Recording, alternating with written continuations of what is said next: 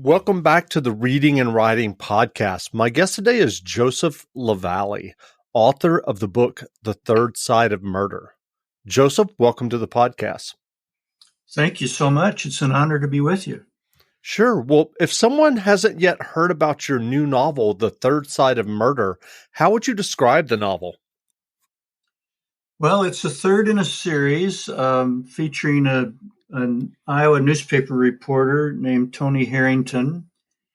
And in the first book, for no particular reason, I made his mother a first-generation Italian, hence the name Tony. And so in book 3, he accompanies his Italian mother back to Italy to a family funeral and realizes that his young cousin was murdered and goes looking for the killer, who he finds and follows back to New York City. And so it's a little different than the first two books in that all of book 3 takes place in Italy and New York.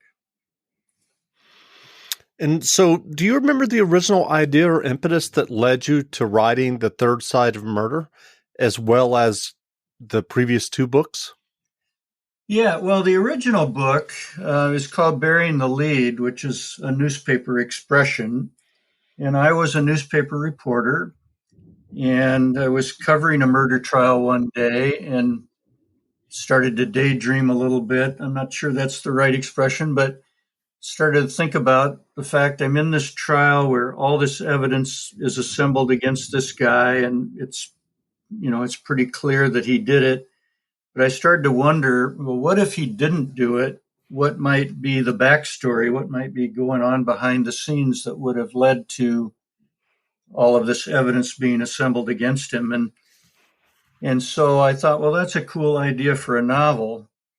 And a few years later, I was newly married and I had my brand new Apple IIe computer, to give you an idea how old I am. And so I decided to take a stab at writing that novel, and I did over the course of a long period of time. I was married. Jane and I had 6 kids. I had a big job.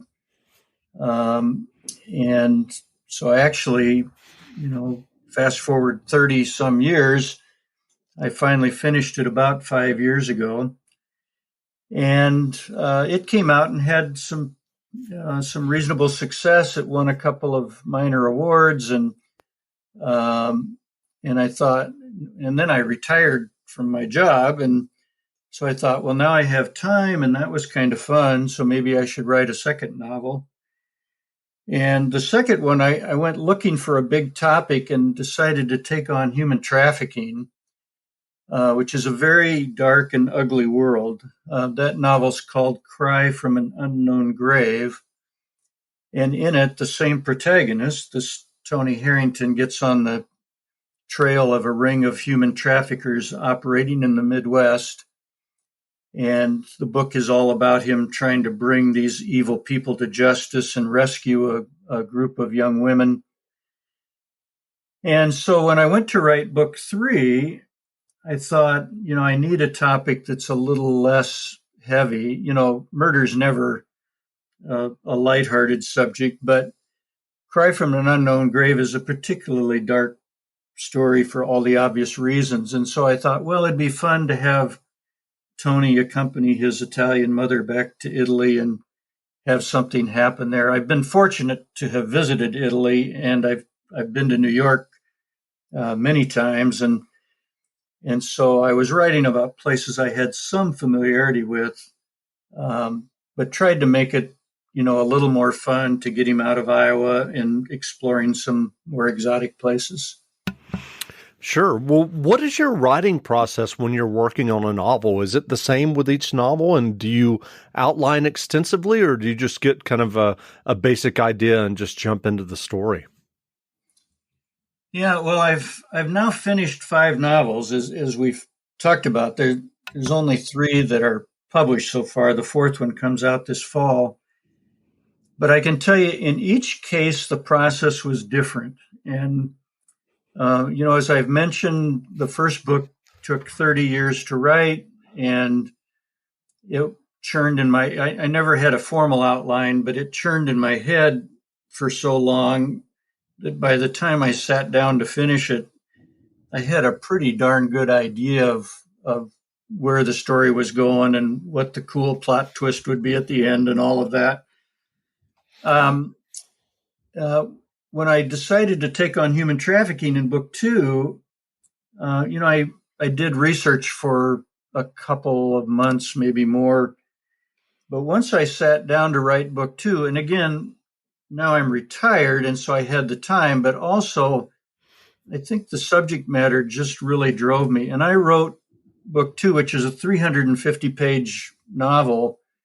I wrote in 33 days, start to finish. And I've never had a writing experience quite like it. That book really wrote itself. When I started typing, I didn't know where the story would go. And it really took me on a journey. And I think it turned out well. Again, it's been recognized in a couple of different ways, but I'm pretty proud of it. And then, the third side of murder was a much more traditional writer's process where it probably took 4 or 5 months to write. But I can tell you, when I sit down to write, I really write. Once I get immersed in a project, I write a lot until it's finished. And so I know that's a long-winded answer to a short question, but it's really been interesting to me to see how different the processes have been. For book three, I did write an outline for the first time in my life. Took a yellow legal pad and sketched it out as an outline first. And then I never looked at it again. The outline sat on my shelf next to my desk. And I realized when I was done writing that I'd never pulled the outline out to look at it. So I suppose in some ways it guided my writing, but certainly the book ended up a little different than the outline might have started. Sure. And you mentioned you've written 5 books now. 3 of them are out, which we've discussed. Are the fourth and fifth still featuring the same protagonist? Yeah, Tony Harrington in book 4, which is called Performing Murder, should be out in October. And in that, Hollywood film company comes to Iowa to film on location, and a famous actress is found to be murdered, and Tony goes looking for the killer, and then somebody he cares about deeply gets charged with the crime. And I created, I suppose this ties back to what I was talking about in terms of early in my career, but I created this mountain of evidence against this loved one of Tony's that's really indisputable. There's just no way around it. The person Tony loves clearly did it. And then I had to figure out how to unwind all that evidence and find an alternate solution. So it was a fun and interesting challenge. And book 5 is called The Sophocles Rule. And it refers to something Sophocles once said about how you shouldn't keep secrets because they'll come back to haunt you. And in that, Tony, it literally starts with the flip of a coin, and he gets on the trail of a 60-year-old bank robbery and murder. And when he starts to solve that 60-year-old crime, it causes one of the people involved to start killing again. And so it's a mixture of solving an old crime and solving some very recent crimes. So they're all a little bit different, but feature the same basic cast of characters in a small Iowa city with a daily newspaper. Sure. Well, given your experience of writing these 5 novels now, what writing advice would you offer for those who are working on their own stories or novels? I like many of your guests have said, I always encourage people who are interested in writing to read a lot. I really believe the best writers are people who read lots of stuff. It just exposes you to language and ideas and approaches and characters, and it can't help but fertilize that part of your mind. But and of course you have to write a lot. You want to be a writer, you just have to be disciplined and find time to write a lot. But a couple of pieces of advice I have that I haven't heard others mention. Um, uh, One is when I write, I keep a second document open on my screen. And this is just kind of a practical tip for fiction writers, I guess. But on that second document, which I started with the first book, and it just grows as now through, as I mentioned, through book 5, and I've started number 6. On that second document, I keep a list of all the characters that I've ever mentioned. I heard John Sanford speak one time, and somebody asked him about his editing process, and he mentioned that he had a book where his editor pointed out to him that he had 4 different characters named Bob. and and so, I avoid those kinds of things by having the second document that lists all the characters, how their names are spelled, a couple of little factoids about each, so that, in book 4, when the county sheriff comes up, I don't have to wonder and go back and dig out how I spelled his name. It's all right there. So I have the list of characters, and then I have the timeline and then key places, names of places like restaurants and, et cetera, et cetera, et cetera. And so it saves me a ton of time because I never have to go back and dig through the previous books to figure out how I spelled something or have I mentioned this before or not. And, so that's a tip I would give people trying to write fiction, novel length fiction, very helpful tool. The second piece of advice I actually got as a college student. I was very fortunate. I went to Drake University in Des Moines, and in the one year when I was there, Hilary Masters was a visiting professor. He was a Southern writer and went on to be kind of a big deal at Carnegie Mellon as a professor. But in any case, when he was at Drake, I took a couple of courses from him and was very helpful. But he said, never tell your ideas. And what he meant by that, and what I would encourage people to think about is, when you have a great idea for a novel, or you've thought of the really cool plot twist, there's a tremendous urge to tell people, I'm writing a novel and it's about this, or I have this cool idea for a novel, I'm going to write this. And what Hilary Masters said is, if you force yourself to not share that, it forces you to sit down and write the book, because you're so anxious to share this great idea with other people that if you don't verbalize it, you're much more likely to get the book written. And so there's a piece of advice I really give aspiring writers. It happens to me all the time when I give author talks. People come up after the talk and they say, well, I'm working on a book and I have this great idea, and they're anxious to share it. And I just cut them off and say, don't tell me. Go back and write it. Let me read it in your book. And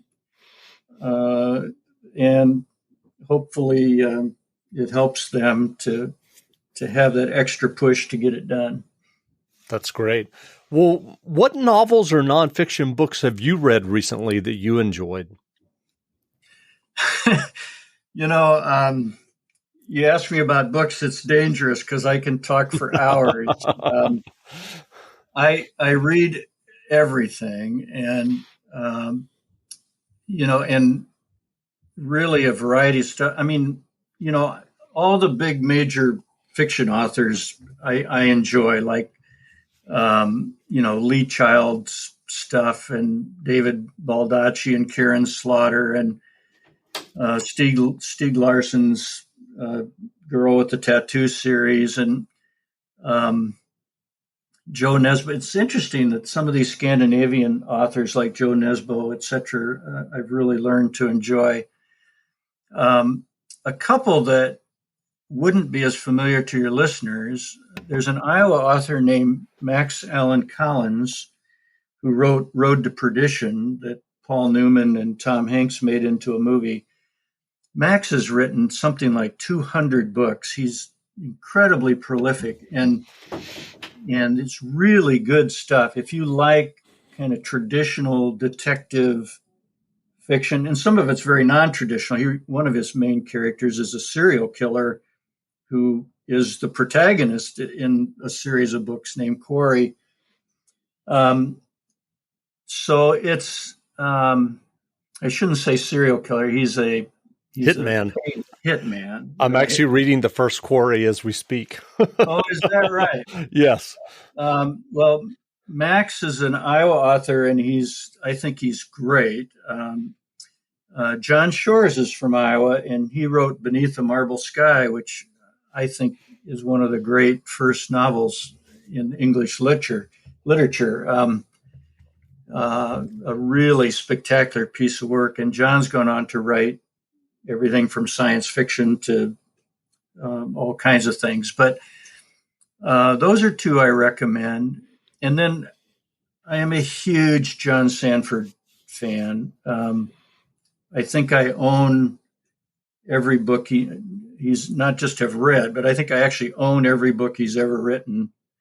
I love Carl Hiaasen, the Florida writer, who's very quirky. And on the nonfiction side, Erik Larson is spectacularly good. I just read his Churchill book, The Splendid and the Vile. Devil in the White City is one of the great pieces of nonfiction I've ever read. So, like, you probably don't want me to talk for hours, but you get that's okay. Sense. Yep. Well, those are all highly recommended.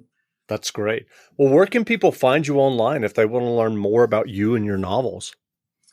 Well, I appreciate that. The website is very simple. It's josephlevalley.com, and LeValley is spelled L-E Valley, just like down in the valley. So josephlevalley.com. I'm on Facebook and Twitter. I have an Instagram account that I'm almost never there, but Facebook and Twitter.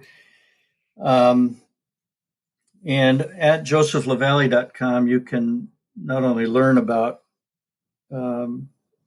books and all of that, but you can actually purchase things there. I'm happy to say my books are in national distribution, so you can get them at any bookstore. Your local Barnes & Noble may or may not have it on the shelf, but any bookstore can order them. And so thank you for asking. Sure. Well, again, we've been speaking with Joseph LeValley, author of the new novel, The Third Side of Murder. The book is on sale now, as he just explained, so go buy a copy. And Joseph, thanks for doing this interview. Well, thank you so much. I appreciate the opportunity to be with you. Great.